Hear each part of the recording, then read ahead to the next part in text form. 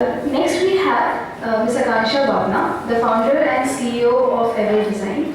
I would like to mention a few words, though not sufficient to commemorate everything that she's done.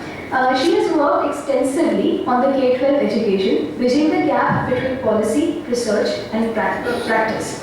In the past, she's worked with Abdul Latif Jameel, the Poverty Action Lab at MIT. She was a senior research fellow at India's top think tank, that is the Center for Civil Society. Akanksha holds a Ph.D. in Biochemistry from the University of Cambridge and a master's degree in International Education Policy from the Harvard University. We would now like to welcome you, ma'am. Thanks a lot.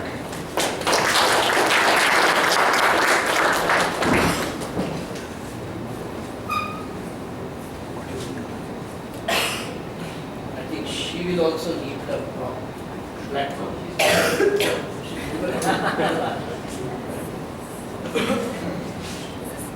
No.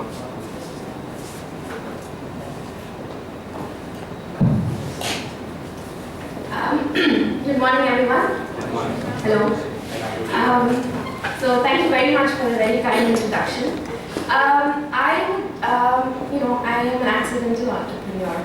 It was not really planned, and I just want to tell you a little bit about my learnings in this journey. And this week is we've just completed 1 year of the company.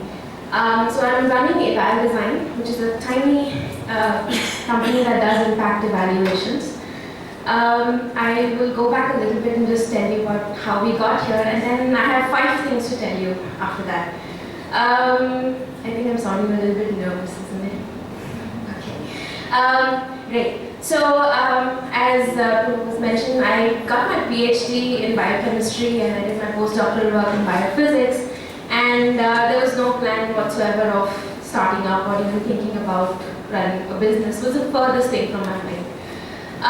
While I was doing my postdoctoral work, this was in California, I started volunteering for Ashram for Education, which is a non-profit organization.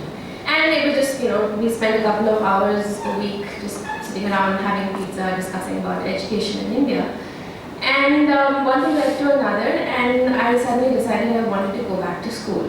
So the order in which the degrees were presented is right. I did my PhD first and my master's later. I went back to study international education policy. When I did get into it, I realized I had great ideas, and I had thankfully surrounded myself with friends who were great critics. I made some presentations at the school as part of our coursework and things like that, and these were great policy ideas. And my friends would be like, yeah, good presentation. And I'd be like, no, really, what do you mean? They'd be like, you have no idea what you're talking about. So coming back to India was on the cards. I came back and I started working with the Poverty Action Lab at MIT, where I was working in the Haryana government. So I came back from HGSE, the Harvard Graduate School of Education, to HBSE, the Haryana Board of School Education. And that was quite a shock. It was also one of the greatest learning experiences of my life. We came back with, the idea of walking around with a mug of Starbucks coffee. And you do not realize the kind of things that can take people off. I once went into a meeting at the SCRT with my big mug of coffee that I was used to, and just sat down, started a discussion. We had great plans. No one was listening. And suddenly one of the people from there says, you realize your seniors are not having anything. And it had not struck me. So those kind of learnings started coming in, and then from there I moved on to the Center for Civil Society. And there I headed the research as well. Becoming an entrepreneur was very accidental. I had always been experimenting with mice, with bacteria in my life. Now I was doing that a little bit with people, not sticking electrodes into them, but still. Google wanted to try and understand the role of technology in education. So through some friends, they got in touch with me saying, can you send us some references on these things, we want to try and understand this. And even up to this point, there was no idea of starting up. And then I realized that the kind of things I wanted to do, what I was thinking about education at that point, I was not able to do in the organizations that I was with. So I kind of maneuvered the conversation a little bit in a manner that I feel bad for being, kind of manipulating that conversation that, you know what, I can do this for you. So they said, fine. We had a couple of discussions, and Google being Google was very open about it. Said, here, take the money and start it up. So I was in England on a fellowship at that time, which was about this time last year.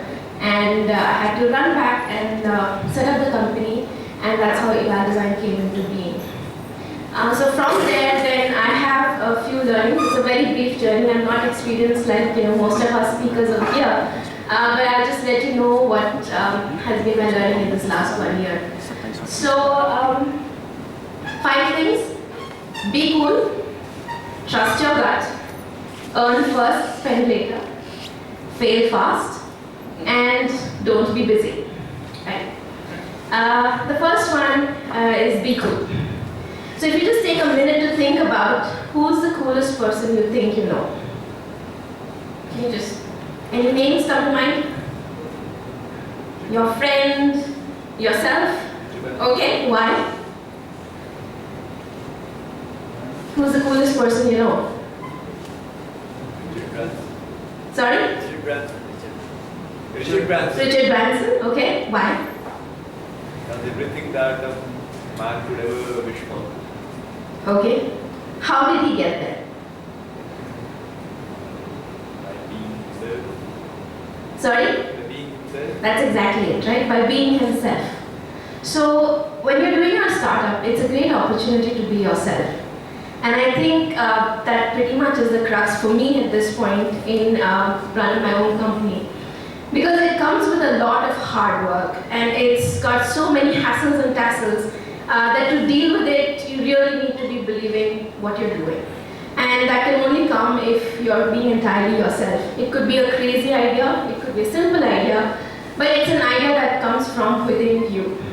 So here I was very, very interested in experimenting with things. I love dividing things into treatment groups and control groups. And that is what I was doing with people, and that is what I decided I wanted to do with this company as well. So the first thing is be cool. The second thing is to trust your gut. Business operates on partial information, and while I do not have an MBA, I have absolutely no background in business, I have come to learn this very quickly.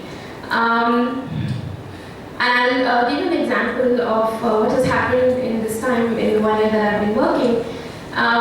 We got approached by a very big public-private partnership, which was between the MHRD and another private organization through some contacts. They was also building up their team, and they wanted us to write a little bit of a project for them that they were submitting to the government. So we said, yeah, sure, we'll do this for you. And when we started doing it, we said we can advise them a little bit on writing the proposal because we were good at that. We did not know how deep we would get into it. We thought we would just, help them design the proposal, and that was that.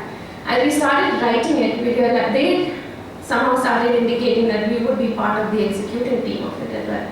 We said, great, this is, a huge government project. We would be pretty much getting a good substantial amount of money at least to get that project off the ground. So we said we go ahead, we got ourselves involved in it even more deeply. But it was not sitting very right, but it seemed that it was going to be a really big opportunity. So we went ahead with this. We wrote for it, they got funded. It was a pretty big grant from the government.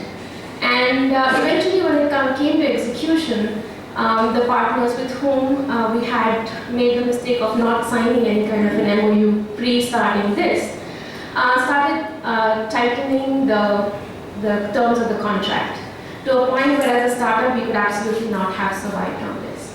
But again, it was a great opportunity. It would have been a national brand. It would have been a huge thing. So just on a gut instinct, I decided not to take this project, which would have pretty much doubled our revenue in the first 6 months, but we did not do that. And in hindsight, I think it was a really good decision because we used that time and the brain space to actually do a lot more cooler things. So just trust your gut when you're operating in a business, and the next thing is to earn first and spend later. And I had not realized that I was a Marwari till I actually started doing business. When he started up, and Google had approved this proposal for us, very excited, I wrote to my dad. I said, now that it's been approved, because it was still not a formal, order or a formal thing. It was an email and it was verbal, but Google, being Google, I trusted them. So I wrote to my father saying, now can I have a new computer and a new iPhone and a new camera because I really like photography. So he writes back one line saying, I do not see any benefits from this venture. A new laptop is necessary. It will let you explore the world, and iPhone and a camera is luxury. You shall not have it.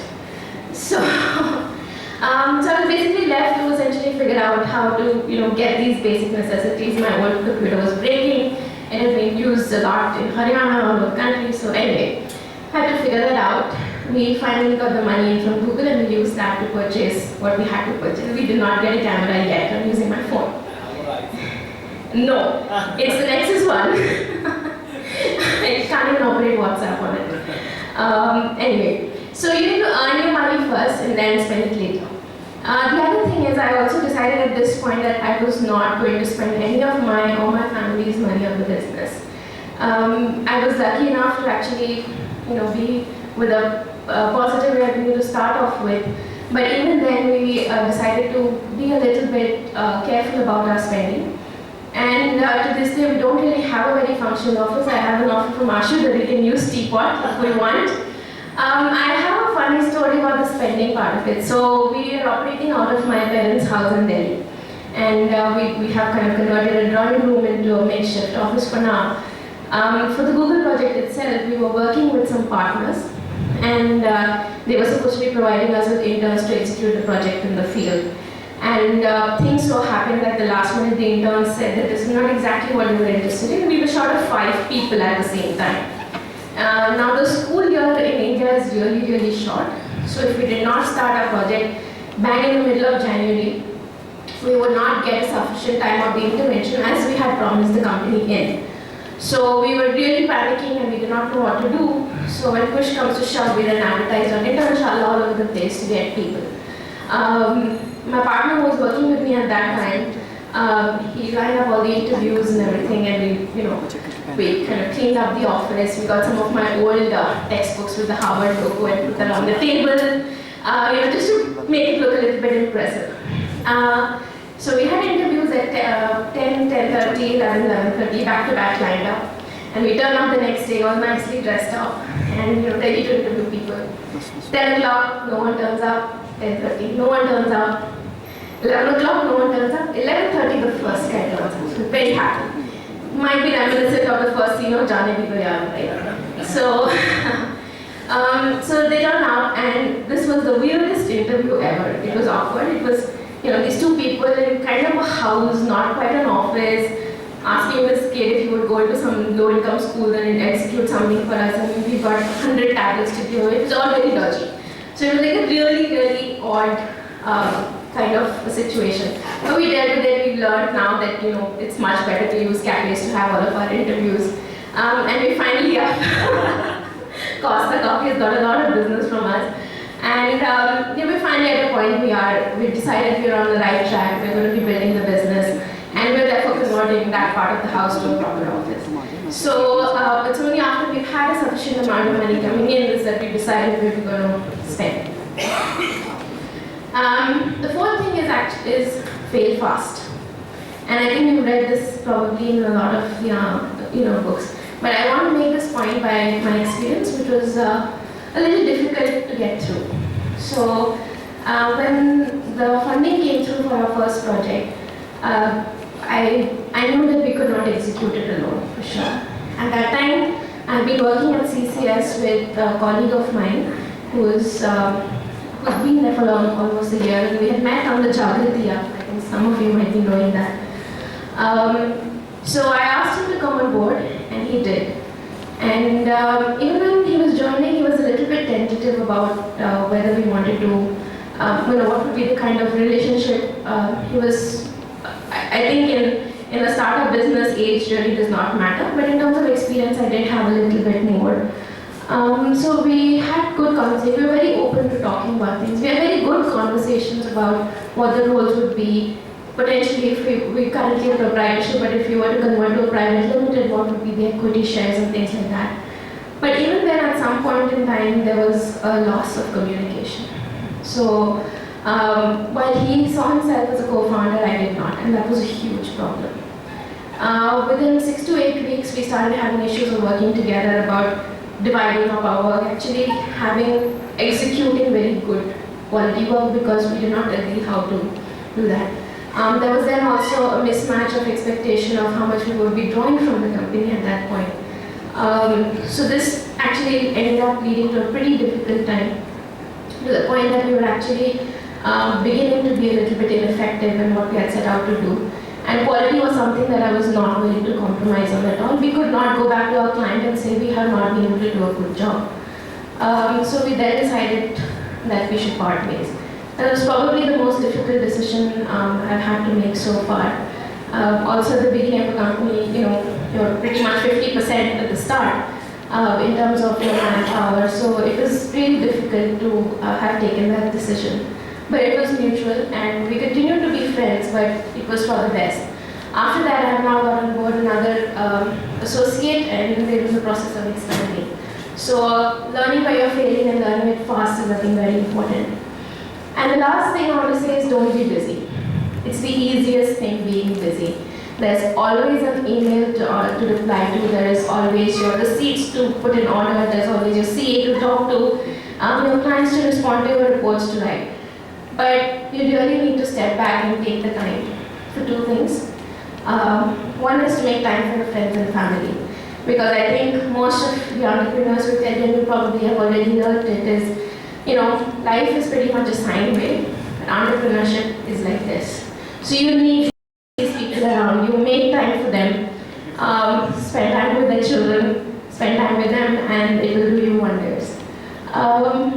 Also, entrepreneurship is all about creativity, about being yourself. And I believe that not everyone is born creative, but you can become creative. So and John Cleese has a really nice piece about how you can have disciplined creativity. And I would recommend, take maybe an hour off in the week or an hour and a half, and actually just sit and reflect and think.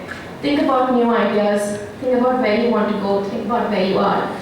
Because while you do that, we realize that while you're not frantically doing something, you're not doing anything. But the hardest thing to do is to actually sit down and force yourself to think deeply and reflect on things. So do take that time out and don't be busy all the time. So just to summarize 5 things: be cool, trust your gut, earn first, spend later, pay fast, and don't be busy. Thank you.